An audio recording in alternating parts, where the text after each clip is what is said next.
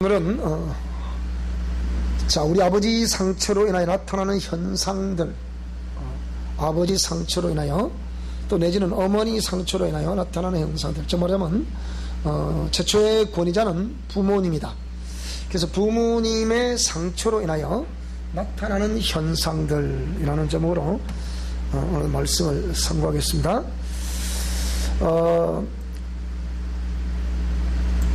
우리가 최초의 권위자는 나를 이 땅에 출생시키신 부모님입니다. 그래서 우리가 어린 아이들은 이 부모님이 어떠하냐에 따라서 부모님이 나에게 무엇을 심어주었고 또 어떻게 나를 대해주었고 또 우리의 환경은 어떠했으며 그 부모님의 또 가진 종교는 무엇이었나, 이런 모든 것들은 눈에 보이지 않지만 우리에게 직접적인 영향력을 끼치고 있다, 이렇게 심리학에서는 얘기를 합니다. 근데 그것이 실제적으로 우리의 또 삶에서 많이 나타나기도 하죠. 그래서 이 심리학 자체는 또 과학적인 영역이기 때문에 이것을 무시하기보다는요, 절대로 이러면 이 학문이라는 것을 사실 무시하면 안 됩니다. 그런데 문제는 뭐냐, 사람들이 그 학문을 무시하지는 않는데 내가 영적 존재라는 것을 모른다는데 이제 문제가 있다는 거예요. 그게 문제라는 거예요. 그러니까 왜 사람들은 이 과학적인 학문을 무시하냐, 그렇게 얘기를 한단 말이에요. 무시해서 무시하는 것이 아니라 그 과학적인 학문의 이면에는 전부 다 영적 세계가 쫙 배경에 이렇게 깔려 있는 겁니다. 그 배경에는, 밑바닥에는 영적 세계가 쫙 이렇게 무대로 설정이 되어 있고, 그 무대로 등장시킨 것이 뭐냐, 사람과 사람을 통해서, 그러니까 우리 가운데 나타나고 있는 그런 재정상들을 인간의 이성이 중심이 된 학문에서 그걸 정리를 해놓은 거예요. 그게 우리 많은 학문입니다. 그래서 학문에 있어서는 가장 중요한 것이 뭐냐면 임상학입니다. 임상학. 임상이라는 것은 과연 알고 있는 그것을 토대로 해서, 또 내지는 삶의 어떤 충분히 경험된 경험들을 통해서 그것을 얼마나 논리적으로 정리를 해놓았나, 그것을 또 어떻게 논리적으로 정리를 해서 수많은 사람들이 공감할 수 있도록, 거기에 그 이론에 공감할 수 있도록 해놓았느냐, 이게 기초적인 학문이 임상학입니다.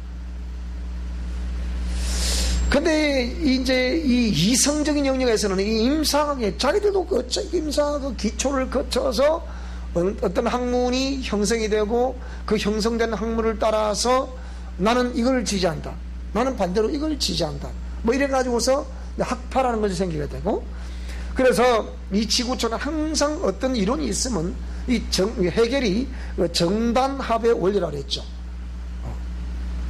어느 A라는 사람이 주장하는 학설이 요 안에 있으면 그 반대되는 학설도 있다는 거예요. 그러면 인간의 이성은 뭐냐면 네가 옳다, 네가 옳다, 서로 각자는 내 것이 옳다고 말합니다. 그러니까 내 것이 옳다, 이것을 서로 상대방을 막 치고받고 이렇게 막 싸움을 하고 하죠. 그래서 가장 이상적이라고 할 수 있는 학문을 대하는 자세라고 한다면, A라는 사람이 주장하는 학설이 있으면 B라는 사람은 그 반대적인 이렇게 또 학설을 또 주장을 한다. 그러면 학문의 발전을 위해서는 어떻게 하라고 하느냐, 정반대되는 학설이 있으면 합리적으로 합이라는 어떤 그 합리적인 또 그 이론을 도출해내야 된다는 거예요. 그래서 그것을 정반합의 원리라 이렇게 표현하는 거예요. 그래서 이런 그 인간의 논리와 인간의 이론이라는 그것이 결국은 그러니까 영적 세계, 영의 세계를 전혀 모르기 때문이다. 이번 주에도 계속해서 또 저는 이렇게 학교를 개강을 못하다 보니까 언제 학교를 개강합니까? 또 내지는 목사님 상담을 하고 싶습니다. 내일 가면 될까요? 아니, 나 오늘 오지 마. 토요일 오라. 토요일 오라. 토요일 또 하루 종일 또 상담도 잡혀져 있어요.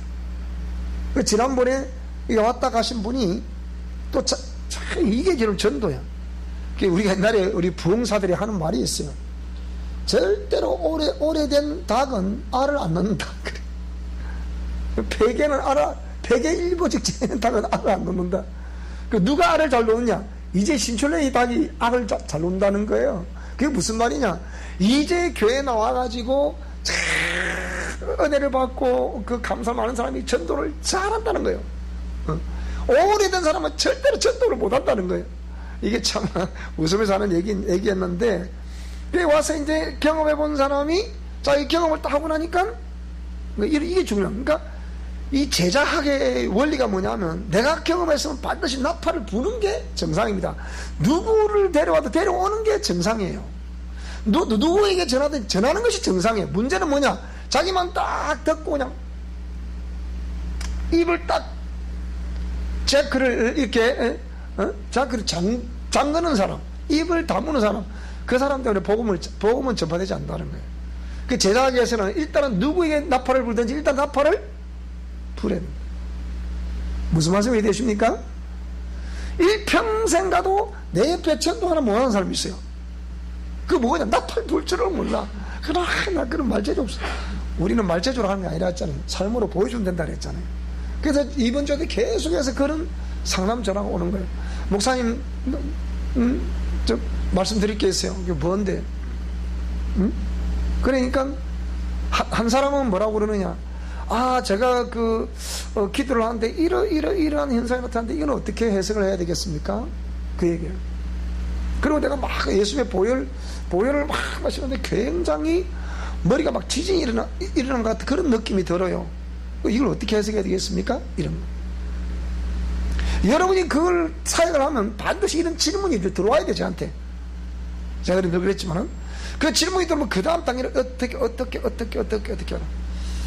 그 지난 주일날에도 또 그런 또 전화를 또 하나 받았고, 또 지난 주일에 왔다 갔던 그 우리 목사님하고 또 그 집사님 또 다녀왔잖아.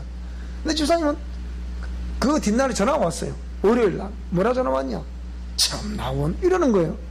왜 또 그러냐? 그러니까 참나 지금 몇 번째 왔다 갔습니까? 근데 희한한 것은 일이 그렇게 안 풀리다도 여기만 왔다 가면 계약이 된대.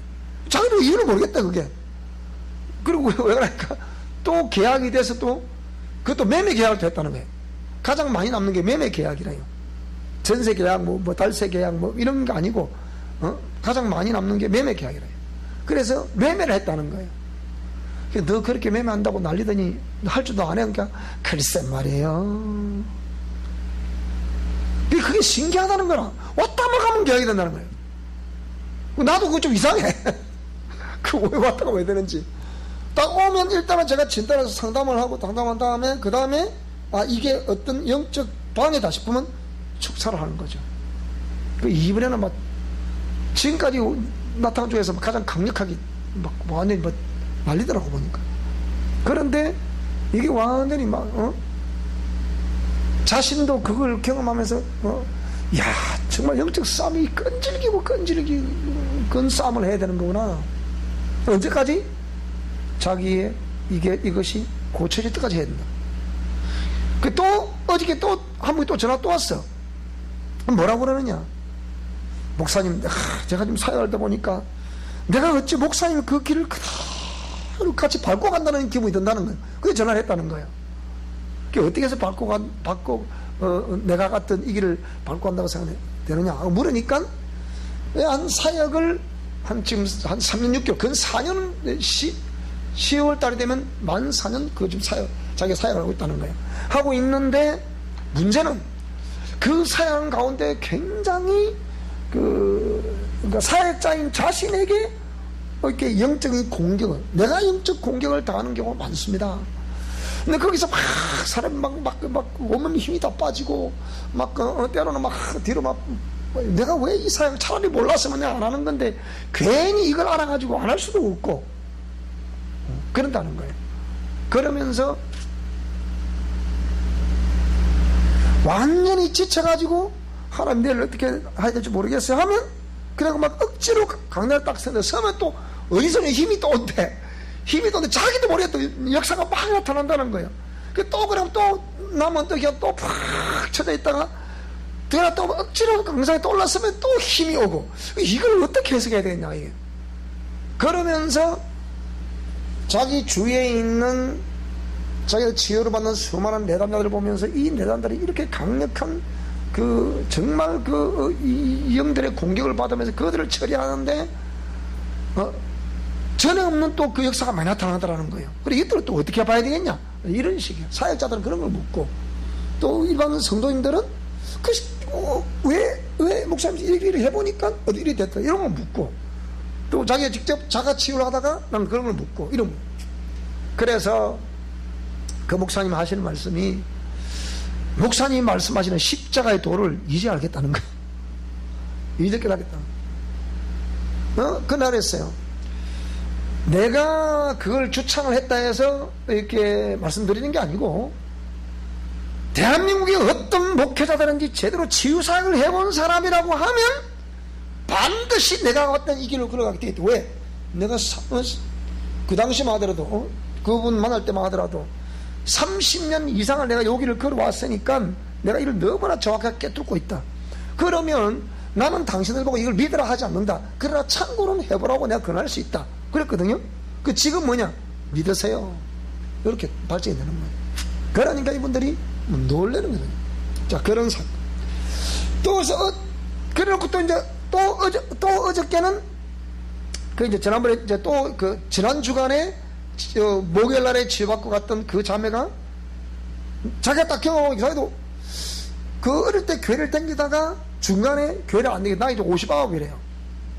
그래서 중간에 교회를 안 댕기다 딸 누리는 시집을 가고 자기는 어떤 상황에서 이리 살고 있습니다. 그런데 내가 이게 딱 나도 무언가가 이게 나 아닌 어떤 무엇이 자꾸 나에게 이렇게 말을 하거나 또 사람을 판단하게 하나 자꾸 이런다는 거예요. 그래서 어느 날 무당에 물으러 갔더니 그 무당이 그러더랍니다. 아니 당신은 당신 스스로 그렇게 하면 될 사람이 왜 내게 왔냐 이러더랍니다. 혼란스럽더래. 그게 뭐냐? 자기 속에 무당력이 있는 거예요. 그래서 이걸 어떻게 하면 좋겠냐. 그래서 딱 맞았었는데 사청이 맨 뒤에 의자에 딱 앉아있는데 자기는 들어와서 여기 앉아있고 나는 여기 앉아있고 딱 이렇게 앉아있는데 안에서 해보소 이러더라는 거예요. 안에서. 그래서 웃으며 그랬죠. 얼굴 빤히 쳐다보면서 너 조금 기다려봐 그랬거든요. 그러니까 안에서 이러더라는 거예요. 그래가지고 상담을 할 때는 한 10분 정도 내가 좀 손을 봤는데 기절 촉복을 한 거예요. 그냥. 그래서 이분은 이 한 10분의 요 경험이 이분이 충격을 먹은 거예요. 그래가지고서 가가지고서 또 자기 주위에 있는 또 자기와 비슷한 사람 그 사람 어떤 사람이냐, 이 사람도 어릴 때 교회를 잘 댕겼대. 시어머니인가 친정어머니가 또 권사님을 하네 또. 그런데 자기는 댕기다가 요 몇 년 전부터 교회를 집을 치아팠대 그냥. 잘 집으로 치우는 모양이라. 그랬더니 그래서 내가 진주에 어떤 그 교회 갔더니 나도 놀랬다. 야, 니도 가보고, 니도 가봐라. 니도 가보면 뭐, 단지 받는다. 내가 가볼래? 그랬다는 거예요. 가볼래? 그러니까, 몰라. 하더니.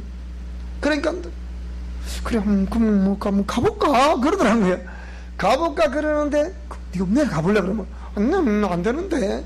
그러니까 이분을 전도해 왔던, 우리 매일 오시는 그분에게 해서, 그거 어떻게 하겠냐? 그러니까, 그럼 가보자. 셋분은 단계에 배라고, 단계에 배야 되는 거다. 그래서, 그러니까, 원래 이제, 목요일 때 금요일 할까 하다 금요일 또 제가 또 이빨 좀 치료를 해야 될 것 같아서 금요일 안 되겠다. 그러면 토요일 날 와라. 그래서 토요일 날 도전해놓고 있는 거예요. 그랬더니 한 사람은 그래 전해놓고 또 한 사람은 자기 큰딸의 실버는 큰딸에 내가 아주 진주를 갔는데 나도 잘 몰랐다. 야, 나도 지금까지 일이 살았는데 내가 왜 이리 사느라 몰랐는데 가보니까 알겠더라. 그러니까 딸이 그러더라고요. 엄마가 내한테 거짓말 할 일은 없고 나도 가보면 되나? 그러더랍니다. 그 다음 주 또 예전에 와서 또. 이렇게 보세요. 연쇄적으로 계속 이런 일이 벌어지는 거예요.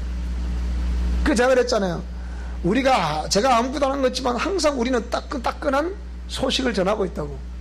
따끈따끈한, 그러니까 살아있는 그때의 지연밥을 대령을 하는 거예요. 그러니까 메시지에 파워가 있겠어 없겠어 그러니까 파워가 있는 거라니까.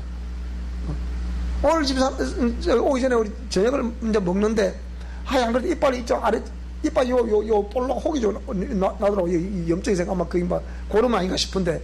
그래가지고서 이제 말 못해 아파요. 그 한 며칠 전부터 꼭 목에 여기 편도선에 부은 것처럼 아프더라고요. 이게 있다만 그런 모양이네. 내가 대충 가만 생각해 보니까.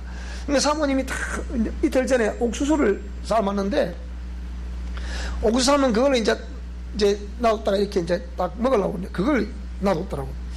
그래서 이걸 이제 옥수수를 한 개 다 먹으려니까 이게 또 딱딱해지잖아. 삶은 걸 놔뒀으니까. 그게 먹으면서 이게 좀 그렇다 이렇게 생각했단 말이에요. 응?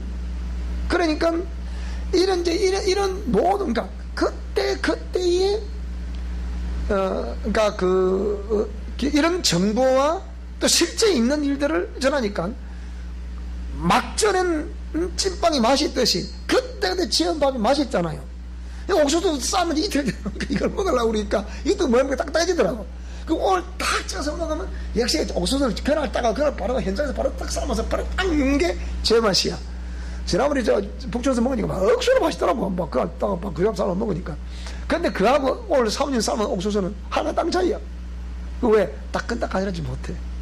그래서 오늘 한 개를 먹고 아이고 이빨이 어리라고 왔습니다. 지금 왔는데.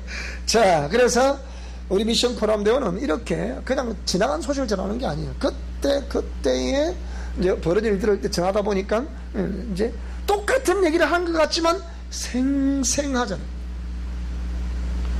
그걸 책을 이제 또 우리 멤버십들의 책을 또 하나씩 붙여주면서 경상북도 또 강원도 쪽에 그쪽 라인에 있는 사람 책을 붙이면서 통화했어요. 요새 동해안에 그 오징어 많이 난다면서 그러니까 별론데 그러는 거예요. 근데 뭐 사람이 억수 비싸더래 또. 그 대한민국의 오징어 잡이에는 다 갔다는데 그 비싼가? 그러니까 비쌌는데 아주 비싸더래요. 그러니까 그냥 이제 막 잡히니까 이제 이 생생한 생오징어를 막 파는 모양이야. 그게 오징어 물회가 맛이 있거든. 그게 좀 나한테 팔린대요. 자, 그와 같이 자 본문으로 돌아갔어요. 자, 권위자 상처 치유 8강에 아버지 상처로 인하여 나타나는 현상들이라는데 이게 전형적인 현상이 성인 아이. 정말 하자면 아이 때 성장 과정에 그러니까 역기능, 그러니까 어머니 아버지로부터 모든 정상적으로 내가 정상적이라고 느낄 수 있는 그런 양육을 받은 것이 아니고 뭔가 우리 가정은 좀 비정상. 제가 봐도 우리 가정은 비정상적이에요. 저 같은 경우 볼 때 저도 역기능 출신이죠. 그러니까 여러분들 가만히 살펴보면 아마 여러분 가정, 우리 가정은 순기능이다, 역기능. 그러니까 순기능이라고 하면 그냥 첫째는 어려움 없고 부모님의 관계가 원만하고 부모님이 또 따스한 가슴을 가지고 있어서 자식들에게 표현을 잘해주시고 충분한 공급을 해주시는 요 정도만 돼도 그 순기능이라 할 수 있겠어요. 근데 제가 볼 때는 우리 어머니도 아버지도 그런 어떤 따스함은 가지고 계신데 표현할 줄 모르는 옛날에 그 어른들의 그 모습에 의해서 또 가시가 기울어서 완전히 가난하게 되어버린 그런 상황. 그런데 아버지는 알코올릭이 있고 또 형님들도 그런 알코올릭이 있고 그런 가운데서 이게 또 막 그 여러 가지의 그런 분노가 이 조절이 안 돼가지고서 예를 먹었던 그런 여러 가지들. 자, 이런 것들을 모두 해서 이걸 두고서 역기능이라고 그러는 거예요. 그러니까 순기능 반대 역기능. 그러니까 우리 가정은 역기능이었다, 순기능이었다. 가만히 이제 분석을 해보면 알 수 있죠.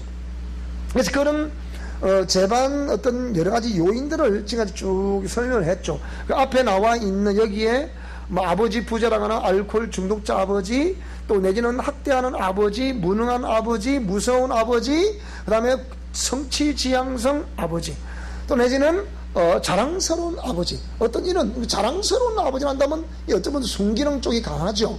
그러나 거의 대부분 지유의 관점으로 보다 보니까 역기능적인 요인들이 많이 나와 있습니다. 그럼 우리가 순기능적인 측면이란다면 그건 충분히 살리면 될 것이고, 역기능적인 측면이란다면 요거는 교정 내지는 보완을 해야 됩니다. 내 당대는 그걸 반드시 교정을 하셔야 돼요. 여러분, 교정 안 하면 안 됩니다. 그러니까 막 좀 눈물이 나고 막 좀 슬프고 괴롭고 고통스러워도 자꾸 교정을 하셔야 돼요. 어느 표현이 안 되면 자꾸 표현하는 것을 실습을 하셔야 됩니다. 그래서 우리 누님도 아시잖아요. 제가 어릴 때 말을 더듬었다 그랬잖아요.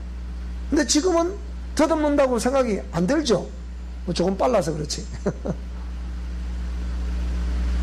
그래서 제가 더듬는 사람의 심정을 제가 알아요. 말은 제대로 하고 싶은데 이게 말이 돼, 안 돼? 안 되니까, 말은 해도 안 되니까 자꾸 일이 나오는 거예요. 그랬다는 거예요. 자, 그래서 이런 이제 가운데, 그러면 이런 보통 거진 대부분 역기능, 지유의 관점을 보다 보니까 역기능적인 측면을 많이 나열을 해놨는데요.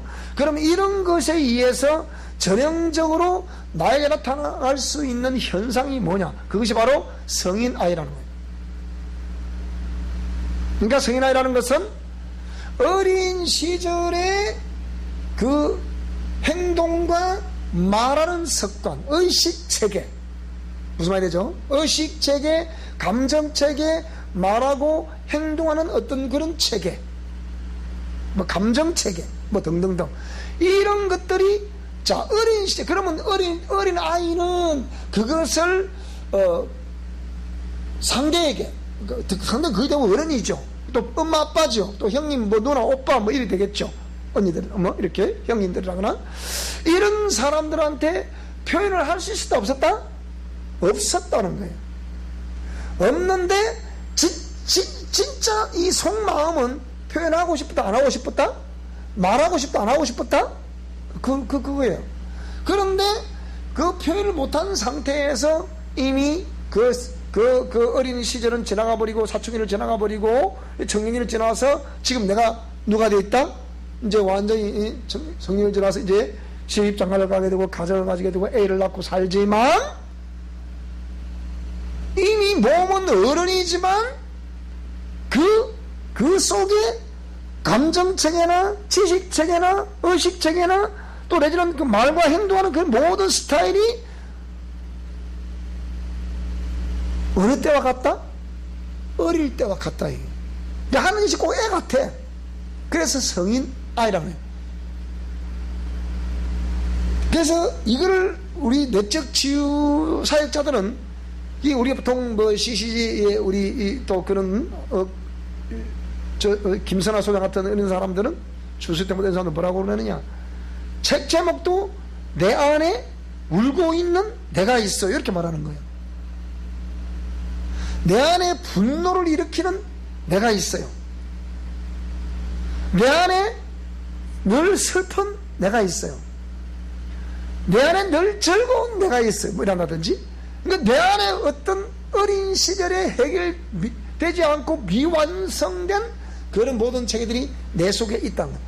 근데 그러니까 이게 몸은 이미 나이가 많은 어른이 되어 있는데 이 모든 하는 행동이 뭐냐, 마음 씀씀이라거나 말하는 것이라거나 행동하는 것이라거나 이런 모든 것들이 그 당시에 그 수준의 체계로 딱 내재되어 있다. 그러니까 저 사람이 어른이라 봐야 되나 애라고 봐야 또 하니 꼭 애 같아 이러거든요. 가서 뒤곡지를 꼴밤을 줄 수도 없고 우리 남편인데 예를 들자면 또 내 안에 가서 이게 종아리 거다 이게 때릴 수도 없고 이게 참 곤란. 그게 우리 성인아이란 거란 말이에요. 그래서 정의가 뭐냐, 위로받지 못하고 자라난 과거에 내재하다.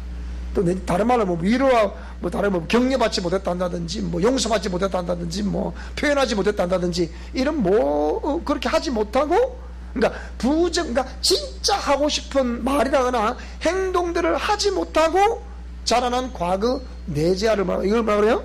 그거를 성인아이라고 한다. 기억이나 무의식 속에 과거의 사건으로 인한 정서적인 찌꺼기가 부정적인 감정으로 아직까지 내 속에 남아있다. 그래서 그걸 우리가 저도 해보니까 그런 게 참 많죠. 그래서 이거는 안 되겠다. 밑도 끝도 없는 이걸 해서 안 되겠다. 물론 그 치유의 과정 속에 이거는 반드시 필요는 합니다. 그걸 무시하면 안 돼요. 필요는 한데 그건 혼적 영역이고 육신적인 영역일 확률이 많다. 그럼 그 이면에는 진짜 영적인 세계가 있는데 이 영적 세계를 제대로 하고 이것만 바로 딱 잡아버리면 될 수 있다. 될 수 있다 보는 거예요. 왜? 그런 혼적인 부분과 육신적인 부분을 다루다 보면 결국 그 이면에 나오는 영적 세계가 등장하면 두 손을 들어 어찌할 수 없어. 영적 등장하면 뭐 그만 놔두는 거래. 이렇게 여기 이제 막 귀신이 올라왔고 난리 법석을 뜨는데 그걸 물끄러미 보고 있어야 된다고. 왜? 이를 세계를 접해본 적이 없으니까. 저는 그쪽 세계의 전문가잖아요.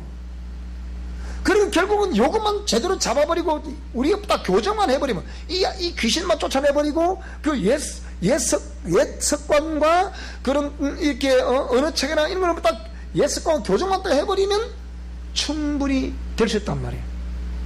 근데 그걸 안 하는 거예요. 그러니까 이런 감정 치유를 자꾸 하고 또 하고 또 하고 또 하고 막 매일 막 울고 불고 막 그래 해도 돌아서면 또 그 자리에. 그 다음에 또 울어. 또 그 자리에. 이러니까 이걸 보고 왜 다른 사람은 다 되나 당신이 안 되냐. 사회자들 자기 무지는 생각하지 않고 무조건 내담자기가 압박을 하고 그다음 급박을 하고 그냥 다 네 탓이다. 다 네 잘못이다. 이렇게 하니까 그럼 나는 어쩌라고. 사회자란 뭔가 답을 줘야 될 거 아니야. 그래 치료받아 가는 거잖아. 사회비만 수십만 원을 받는데 뭐 진책이 없고 답이 없다. 되겠어요? 안 되지. 안 되는 거야. 그러니까 그런 걸 봤을 때 그 이면의 영적 세계를 다루는 이것이 얼마나 중요한지. 이런 것들을 우리는 그 춤을 그대로 전해주기 때문에 누가 그래요. 목사님 교회는 함부로 가지도 못하겠대요. 그러더라고요. 그렇게 가지도 못하지. 그런데 우리 교회 용감하게 올라오는 그 사람은 진짜 용감하거나 하나님이 택하신 강력하고 굉장히 무식하거나 그렇게 하는 거예요. 무슨 말이 됩니까 이러면. 그렇대. 자, 그러면 성인아의 정의를 그렇게 말했고 그 특징은 뭐냐. 성인아의 특징이 여러 가지는 있는데요. 자, 첫 번째가 뭐냐. 낮은 자존감. 낮은 자존감. 이게 뭡니까? 타인을 비웃기도 하고 험담을 한다. 그러니까 이런 거는 옳고 그름의 분별을 위해서 그건 옳지 않습니다. 이렇게 말하는 것이 아니고 험담하고 비웃는다 이게요. 그러니까 이게 어찌 습관이 되어 있는 거죠. 남을 비웃고. 그게 우리나라 가보면 그렇잖아요.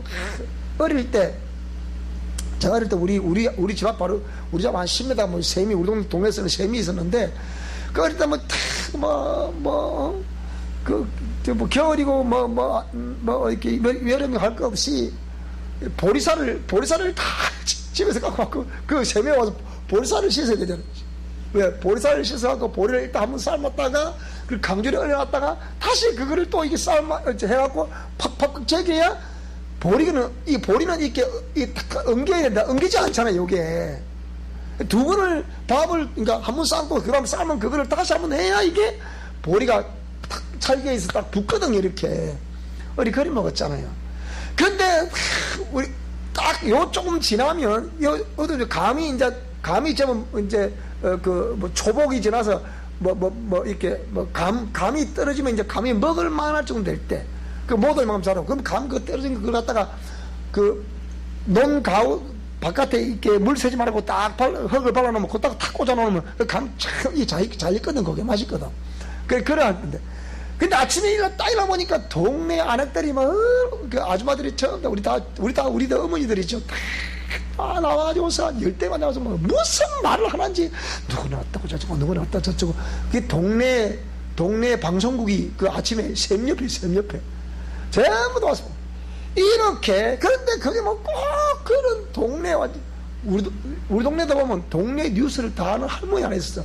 누구 집에는 어떻고 그 사람은 그 할머니는 동네 누구 집에 재산단을 싹 다 깨고 있어. 양반은 그런 사람 있대요. 싹 다 깨고 있어요, 이렇게. 오늘 저 누구 집 재산날이고, 내일 누구 재산날, 모레 누구 재산, 누구는 생일이고, 자기 생일은 챙기지, 나 아버지 재산날 왜 그게? 근데 그래가지고, 그 집 누구 집에 무슨 일이 있었단다, 누가 있단다. 이 어째 그래 정보들이 빠른지 몰라. 그래, 그런 거죠. 이렇게 해서 타인을 비웃고, 평소에 내가 남을 함부로 험담하는 게 있다. 비웃는 게 있다. 이거 자신과 타인을 무지하게 비판하는 것이라 그랬잖아요, 이게요. 이런, 이것이 왜 그럼 그렇게 함부로, 이렇게, 타인을 비웃고 험담을 하느냐? 그건 뭡니까? 낮은 자존감 때문에 그래요. 낮은 자존감 때문에 자기 존재감을 확인해야 돼. 이 존재감을 확인하는 방법이 뭐냐? 상대방을 막 비웃고 막 험담을 하냐, 그러니까. 그러면서 상대방들이 그걸 알아주기를 원하죠. 근데 그렇게 많이 말을 하면 상대방이 알아줄까, 안 알아줄까? 알아주지. 부정적인 사람으로 딱 낙인을 찍는 거라, 그게. 절대로 그런 일이 있어서는 안 됩니다. 무슨 말씀이 되죠? 자, 그 다음에 자신을 고립하며 권위자 앞에서 안절부절 못한다. 여러분이 그런 어떤 권위자 앞에서 안절부절 못한다. 생각해 봐야 되는 거예요. 근데 내가 무슨 말을, 왜 갑자기 선대위, 제가 옛날에 그랬거든요. 왜 내가 이렇게 최선을 다하고 열심히 하는데도 권위자 앞에 서면 말을 제대로 못하겠는 거예요. 제가 서울 가기 전에 다 그랬어요. 가기 전에. 그때 이 개척 목회를 하면서 상담을 하다 보니까 좀 나아져서 그렇지. 여기 있을 때는, 진주에 있을 때는, 여기서 부기조 내가 10년 있었잖아요. 그런데 그때 말 한마디 안 했습니다. 그게 어찌 보면 마땅하기 때문에, 밑에 우리가 성도로서의 마땅하기 때문에 했겠지만, 또 다른 의미를 보면 뭡니까? 낮은 자존감 때문에 그러는 거예요. 그 인정 욕구, 인정받고자 하는 욕구 때문에 그 권위자 앞에 서면 말을 제대로 못하는 거예요. 그것이 이제 지금은 그런 게 없죠. 어떤 누구도 그런 건 저는 없지만은요. 오히려 지금은 이제 또 하나님이 그 때를 따라서 또 이렇게 세워주시는 역사에 의해서 세계적인 과학자도 만나는 그런 상황이니까, 어떤 정치가도 만나는 상황이니까, 그런 분들을 만나면 그런 분들에 맞게 이렇게 또 대화를 해야 되고, 이런 분들, 그러니까 그 따라의 수준에 맞게 대화를 해야 되니까 그거 참 힘든 거예요. 쉬운 게 아니에요. 그 우리가 설교자들이 그러잖아요. 설교는 쉽게 하세요. 쉽게. 어렵게 하지 말고. 예수님도 쉽게 했지 않습니까? 단어 쓰는 용어도 간단하게 써라. 어렵게 복잡하게 쓰지 말고. 우리는 우리 나름대로 특징이 있기 때문에 여기 처음에 우리 교우면 굉장히 어렵습니다. 어렵지만 자꾸 듣고 들으면 똑같은 일을 또 하고 자꾸 하잖아요. 우리 매행도 와서 그래요. 뭐라 그러느냐? 왜 저라면 한 소리를 또 하고 자꾸 그래? 그래요.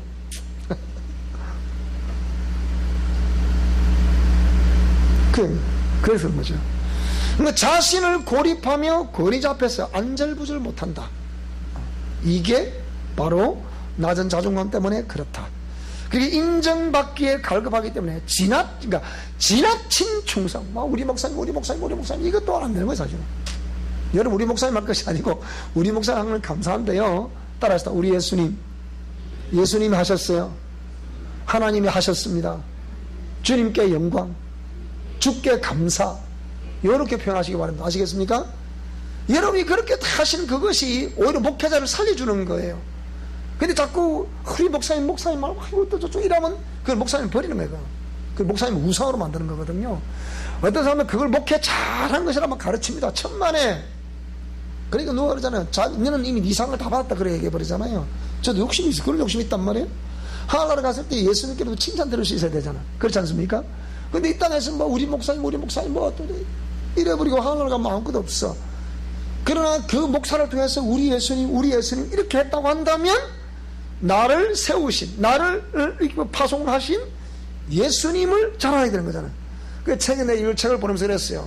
사나 죽으나 우리 남은 생애에 그리스도의 흔적을 담고 주님 오시는 그날까지 갑시다.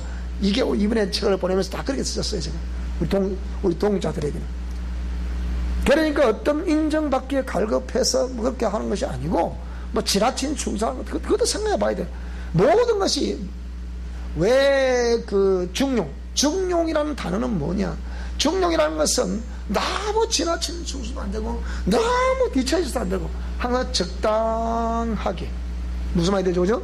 그걸 균형을 잘 유지를 해야 됩니다. 그래서 중용이 참으로 중요하다 그러죠. 그 다음에 타인의 지적에 어떤 지적을 하면 민감하게 반응한다. 민감하게. 이것도 낮은 자존감 때문이거든요. 이런 것도. 그 다음에 지나친 책임감 또는 무책임함. 타인을 또 지나치게 의지하는 거. 자기가 했는데 자기가 안 하고 자꾸 남한테 의지를 해. 여러분, 이게 낮은 자존감 때문에 그런 거예요. 그게 굉장히 똑똑한 것 같은데 항상 남을 의지를 해요. 물질에서 물질을 남에게 의지를 하고, 힘에서 힘을 남에게 의지를 하고, 자기 스스로 헤쳐나갈 생각을 안 한다니까요. 그러나 우리의 자가치유의 원리는 뭐냐? 이 치유 원리를 전해놨으면 여러분 스스로 헤쳐나갈 수 있는 방법과 그 원리를 지금 제시를 하고 있는 거란 말이에요. 이게 무서운 거예요. 그래, 제가 오늘 그 통화 중에 많은 사역자들 통화를 했기 때문에 그랬어요. 누구는 그렇게 자신만만해. 내가 대한민국 최고의 치유센터를 서겠다 해서 제가 저때 있던 거기에 고참 사역자들을 16명을 데리고 나온 사람이 있었어요. 근데 지금 들어보기가 뭐냐? 야탑의 성남 그 야탑의 종합터미널 그 옆에다가 누가 100평을 줬다 해서 막 기고만장했죠. 초창 시작할 때. 그 1년 지나더니 2년 지나더니 그 주인이 권사님인데 권사님 갑자기 당신 나가세요 그러더래요. 그 나갔어. 어디로 갔냐? 또 뭐 경기도 화성에 또 어떤 기도를 또 얻어서 또 그렇게 막 한다고 막 소문도 나더라고요. 그러더니 그래서 그런가 생각했더니 최근에 뭐라고 그러느냐? 다 접고 원래 자기 심호하던 교회로 다시 돌아갔습니다. 근데 사람들 다 나가면 하나도 없잖아. 이제 어떻게 할 수가 없지. 그 대한민국 최고의 내가 치유 사역자로 내가 사역을 해볼 거다 그랬지만은 벌써 이제 한 7, 8년 지나니까 완전히 문을 닫아버리고 손 내려버리고 두 손 들어버린 거예요. 그래서 원래 있던 교회 가서 이제 뭐 하느냐? 청소년 중독 치유만 한다 그러더라고요. 제가 그랬잖아요. 그러면 저는 이게 지금 38년째 하고 있는데 왜 그때나 지금이나 똑같은 역사가 동반되고 있냐? 지금도 역사가 동반하고 있잖아요. 왜 그랬냐? 이건 하나님 하시는 거예요. 그래서 10년도 못 채워서 두 손 들고 그냥 다시 원래 있던 교회 갔다. 교회는 다 나가버리고 하나도 없고 거기서 이제 하는 거지. 그래서 또 그러니까 그런 참 이게 소식들을 들었을 때 그래, 참 치유사에 그래 쉬운 게 아닌데 어째 그랬을까? 그랬을까? 그래서 드는 거예요. 그러니까 이게 뭡니까? 이게 너무 지나치게 타인에게 의존하는 것도 안 되지만 또 너무 이렇게 해서 완전히 그냥 자신의 모든 다 할 수 있는 것처럼 다 자신있게 하는데 막상 해놓으면 또 못하잖아. 이런 거 다 그런 게란 말이에요. 그래서 자신의 바운더리를 상실해버리는 거죠. 그러니까 자신의 바운더리 없잖아. 보세요. 이제 뭐 방법이 없거든.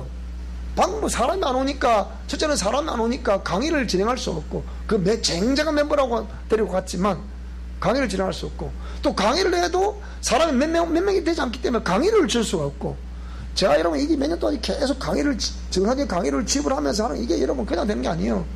제가 있던 거기도 이미 서울에 학교를 접어버렸다 그러잖아요. 왜? 그 교회에서 나가라 그러더라고요. 여러분 그런다니까 보세요. 그 목사님은 어쩝니까 그러더라고. 우리는 코로나 때문에 그랬지. 목사님은 사전에 충분히 대화됐었고 나는 이렇게 치유를 하면 그랬더니 양해받고 한 거다. 그랬더니 자기도 독일에서 그런 치유를 마음대로 조금 경험해봤기 때문에 충분히 이해합니다.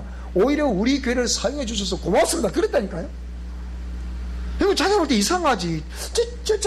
정무사는 뭐 삐리삐리 할 것 같아. 안 할 것 같은데 나는 하고 있고 둘이 다 내려앉아버리고 그런 상황이라고 보세요. 근데 아마 후반기에 개강을 하면 또 다시 이제 시작할 건데 하다가 우리는 시작할 거예요. 자, 자신의 바운더리를 상실해버렸다. 내가 이걸 해야 될 것인가 말아야 될 것인가. 그러니까 이 바운더리 상실은 뭐냐면 해야 될 거는 또 안 하고 안 해야 될 건 또 해. 이게 보통 문제가 아니거든요. 뭐. 그런 거. 그 다음에 감정 표현의 상실. 감정 표현을 잘 못해. 그 다음에 또 극구 부인을 한다거나 또 어떤 거를 또 이만한 걸 감정 표현 안 되다 보니까 이만하게 말을 한다거나 또 이 과대하게 이만하게 말을 한다거나 그러면 안 되잖아요. 그죠? 그러니까 그 바운더리와 감정 표현에 이 자유자재를 그 충분히 표현할 때 충분히 표현을 할 수 있어야 되고, 그렇잖아요. 그죠? 기쁨은 기쁘다고 표현해야 되고, 슬픔은 슬프다고 표현해야 되고, 그래야 되잖아요. 그 기쁜 일인데도 막, 기쁜 일인데도 막, 지 혼자 슬프다든지, 진짜 슬픈 일인데도 혼자서 막 운다든지, 우리 사모님 한 번씩 그런 게 있잖아요. 따지하면 다 울고 있는데 혼자서 막, 그게 우는 거 이상하더라고요. 그러고,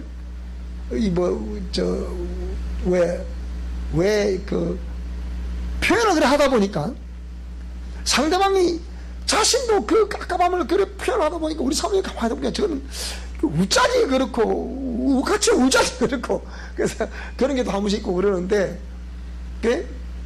그래서 사모님이 그러죠. 우리 형제끼리 있었던 얘기예요. 그러니까, 오래될 때까지 오래된데 울자니 이거는 또 상황이 안 맞고, 또 웃자니 그것도 또 안 맞고, 그러다 보니까 우리 웃었는데, 예? 꼭 이거 다 이것도 낮은 자존감이 어때 그 배경에 언저리 남아 있을 수 있다. 감정 표현, 그런 사실, 그 부인이나 축소 또는 억압한다. 자, 그 다음에 그래서 어쨌든 우리가 이 부모로부터 그런 감정 표현을 자유자재로 구사할 수 있는 그런 환경과, 그러니까 그 상황을 우리가 만들어줘야 돼. 이렇게 그 자식들이 마음대로 표현할 수 있도록 그렇게 해야 돼. 그래야 밖에 나가도 마음 놓고 표현을 하거든요.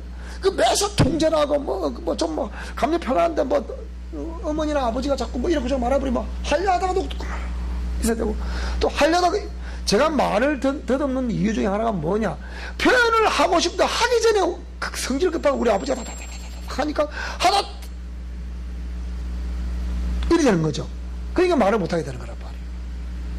근데 이게 자꾸, 그럼 다음도 하나도 누가 또 막 말하면, 내가 하나는 또 저 말을 문제 버리면 또 이래. 이 말을 못, 그러니까 자꾸 말을 안 하다 보니까 이렇게 입 안에 말을 갖고 있어야 돼. 그러니까 누가 내보고 그래요. 한참 제가 말을 더듬을 때는 뭐라고 그러느냐, 옹알이를 한다 그래, 내보고. 입 안에 말을 가지고 있는 거죠. 옹알이를 한다고. 그러니까 지금은 그런 것도 없는데, 예전에 또 이렇게, 모르겠어요. 여러분 모르겠어요. 저는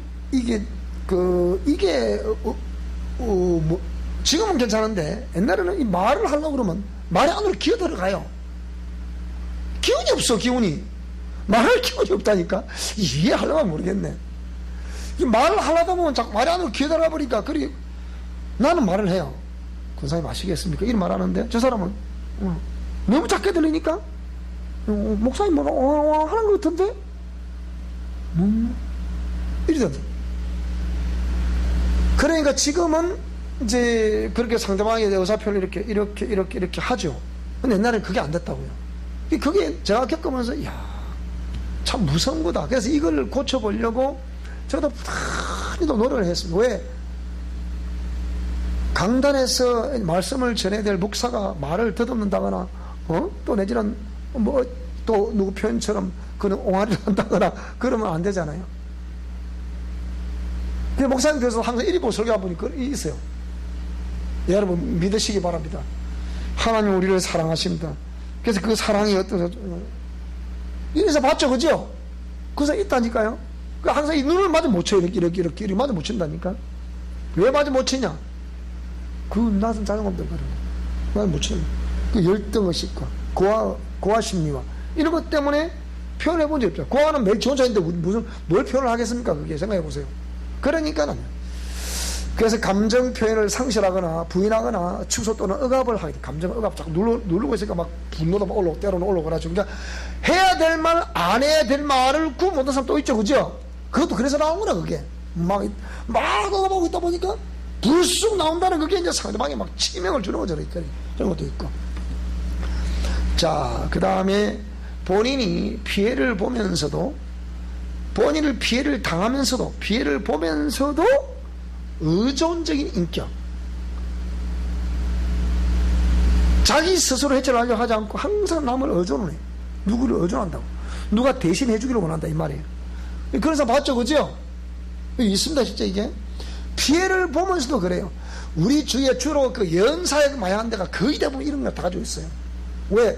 그 예언사하는 사역자가 절대 강자가 되는 거죠. 그러니까 자기가 그 마음대로 못하니까 그가 뭐 피해를 보면서도 그것도 따라가. 내가 아는 어떤 대구에 있을 때 어떤 장로가 전도를 하려고 대구 가면 하여튼 그 세계 신유복음 선교라고 대구가 있어요. 그가 뭐 경산에 있는데 그가 무슨 수천 명이 모여 거기.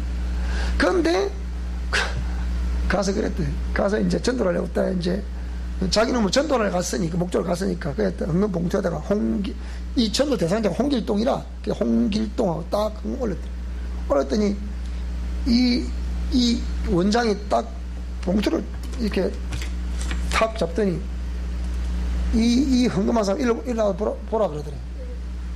그래서 이 홍길동 이름으로 이 감사하고 했으니까 처음 그 교회 나갔잖아요. 이제 처음 이제 전도 때 그거 데리고 간 거야. 왜?